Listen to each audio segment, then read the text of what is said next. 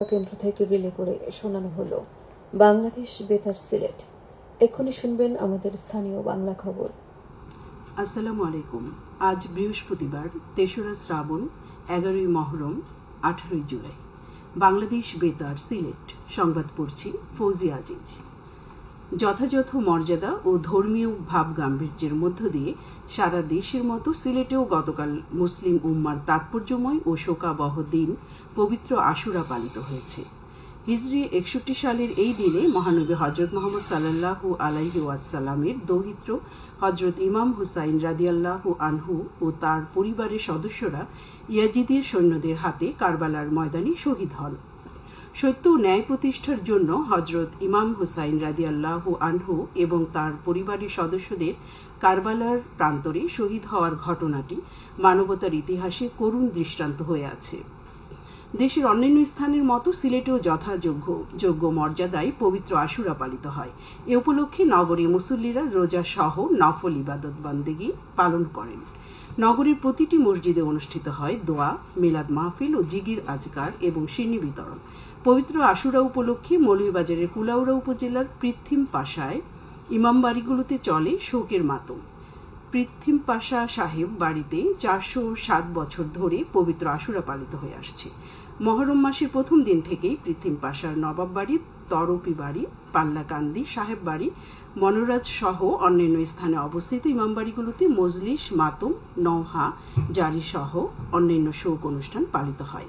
গতকাল সকালে পবিত্র আশুরার দিনে শোকের নিশান আলম, পাঞ্জা, তাজিয়া, ছুরি মাতম, হাতি সহকারে শোক মিছিলের মধ্য দিয়ে 10 দিন ব্যাপী মহরমের শোক পালন শেষ হয়। অপরদিকে গতকাল সকালে কারবালার ঘটনা স্মরণে ইমাম হোসেন রাদিয়াল্লাহু আনহুর প্রতীকী কফিন ও ইমাম হোসেন ও ইমাম হাসান রাদিয়াল্লাহু আনহুর দুইটি প্রতীকী ঘোড়া নিয়ে মৌলভীবাজার শহরে বের হয় তাজিয়া মিছিল। এতে সিয়া সম্প্রদায়ের 5 শতাধিক লোক অংশ নেন। গণপ্রজাতন্ত্রী বাংলাদেশ সরকারের প্রবাসী কল্যাণ ও বৈদেশিক কর্মসংস্থান মন্ত্রণালয়ের দায়িত্বে নিয়োজিত মাননীয় প্রতিমন্ত্রী শফিকুর রহমান চৌধুরী আজ সিলেট জেলা সফর করবেন। আজ সন্ধে ৬টা ৪৫ দৈনিক সিলেটের ডাকের ৪১ বছরে পদার্পণ উপলক্ষে আয়োজিত অনুষ্ঠানে অংশগ্রহণ করবেন। আগামীকাল সকাল 10টায় বিশ্বনাথ উপজেলার সম্মানিত ইমামগণের মাঝে মাননীয় প্রধানমন্ত্রীর পক্ষ থেকে উপহার বিতরণ করবেন। সকাল 11টায় বিশ্বনাথ উপজেলা আওয়ামী লীগের উদ্যোগে উপজেলা অডিটোরিয়ামে বন্যার্তদের মাঝে ত্রাণ বিতরণ করবেন। বিকেলে স্বাধীনতা সাংস্কৃতিক পরিষদ আয়োজিত বাংলাদেশ ভারতের যৌথ সাংস্কৃতিক আয়োজন মৈত্রী বন্ধনে আমরা অনুষ্ঠানে প্রধান অতিথি হিসেবে অংশগ্রহণ করবেন এবং সন্ধে 7:30টায় বিভাগীয় কমিশনার সিলেট প্রশাসনের বিভিন্ন পর্যায়ের কর্মকর্তাদের সাথে মতবিনিময় সভায় অংশগ্রহণ করবেন। সিলেট বিভাগের 4 উপজেলা ও রংপুর বিভাগের 8 জেলা ও ফেনী জেলা সহ 13টি জেলার উপর দিয়ে মৃদু তাপ প্রবাহ বয়ে যাচ্ছে এবং তা অব্যাহত থাকতে পারে বলে জানিয়েছে আবহাওয়া অধিদপ্তর। এক পূর্বাভাসে বলা হয়েছে সিলেট, রংপুর, ময়মনসিংহ, চট্টগ্রাম বিভাগের কিছু কিছু জায়গায় এবং রাজশাহী, ঢাকা, খুলনা ও বরিশাল বিভাগের 2-1 জায়গায় অস্থায়ীভাবে দমকা হাওয়া সহ হালকা থেকে মাঝারি ধরনের বৃষ্টি অথবা বজ্রসহ বৃষ্টিপাত হতে পারে।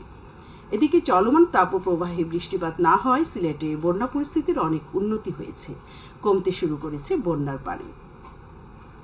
বন্যার পূর্বাভাস ও সতর্কীকরণ কেন্দ্র জানিয়েছে গতকাল বিকেল 3টায় সিলেটে সুরমা নদীর পানি বিপদসীমার 81 সেন্টিমিটার, কানাইঘাট পয়েন্টে 38 সেন্টিমিটার ও সুনামগঞ্জ পয়েন্টে 66 সেন্টিমিটার নিচ দিয়ে প্রবাহিত হয়। সিলেট আবহাওয়া অফিসের তথ্য মতে সিলেটে গতকাল ভোর 6টা পর্যন্ত 24 ঘন্টায় 3.2 মিলিমিটার বৃষ্টিপাত রেকর্ড করা হয়েছে। আর গতকাল ভোর 6টা থেকে সন্ধে 6টা পর্যন্ত কোনো বৃষ্টিপাত হয়নি। পানি উন্নয়ন বোর্ড জানায় সিলেটের সারি নদী, সারিগোয়াইন, পিয়াইন, ধলাই, কুশিয়ারা নদী সহ সব নদ নদীর পানি কমছে। জেলা প্রশাসনের সর্বশেষ তথ্য অনুযায়ী সিলেট সিটি কর্পোরেশন ও সিলেটের 13টি উপজেলার মধ্যে বর্তমানে বন্যা আক্রান্ত রয়েছেন 9টি উপজেলার মানুষ। এখনও সিলেটের 63টি পৌরসভা ইউনিয়নের 875 গ্রামের 4.5 লাখের বেশি মানুষ বন্যা আক্রান্ত রয়েছেন।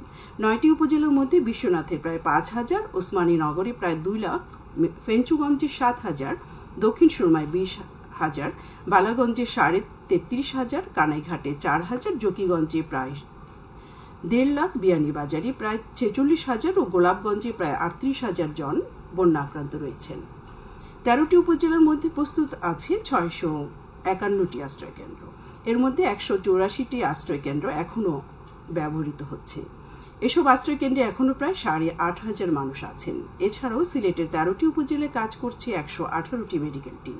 এদিকে মৌলভীবাজারের 2টি পৌরসভা কুলাউড়া ও বড়লেখার 7টি ওয়ার্ডে এবং রাজনগর, কুলাউড়া, জুড়ি ও বড়লেখা উপজেলার বন্যা পরিস্থিতি অপরিবর্তিত রয়েছে। এসব এলাকার পানিবন্দী লোক সংখ্যা প্রায় 3 লাখ। দীর্ঘস্থায়ী বন্যায় এসব এলাকায় দেখা দিয়েছে পানিবাহিত বিভিন্ন রোগের প্রাদুর্ভাব। স্বাস্থ্য বিভাগ জানায়, গত 24 ঘন্টায় নতুন করে শিশুসহ আরো প্রায় 2000 লোক পানিবাহিত বিভিন্ন রোগে আক্রান্ত হয়েছেন। 34টি মেডিকেল টিম কাজ করছে। জেলা প্রশাসন জানায়, চলমান 43টি আশ্রয় কেন্দ্রে আশ্রিত লোক সংখ্যা প্রায় 1,500। পানিবন্দী পরিবারের সংখ্যা প্রায় 23,500। পানিবন্দী লোকদের উদ্ধারে তৎপরতা চলছে। সরকারি বেসরকারি উদ্যোগে বন্যার্তদের মধ্যে ত্রাণ সামগ্রী বিতরণ অব্যাহত রয়েছে। পানি উন্নয়ন বোর্ড জানায়, জুড়ি নদীর পানি বৃদ্ধি পেয়ে বিপদসীমার 163 সেন্টিমিটার উপর দিয়ে প্রবাহিত হচ্ছে। তবে মনু, ধলাই ও কুশিয়ারা নদীর পানি বিপদসীমার নিচ দিয়ে প্রবাহিত হচ্ছে।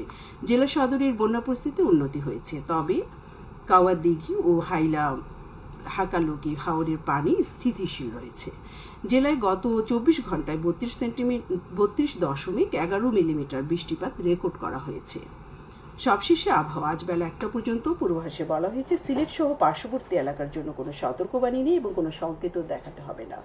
আজ সিলেটে সূর্যোদয় হয়েছে 5:13 এবং সূর্য অস্ত যাবে সন্ধে 6:44।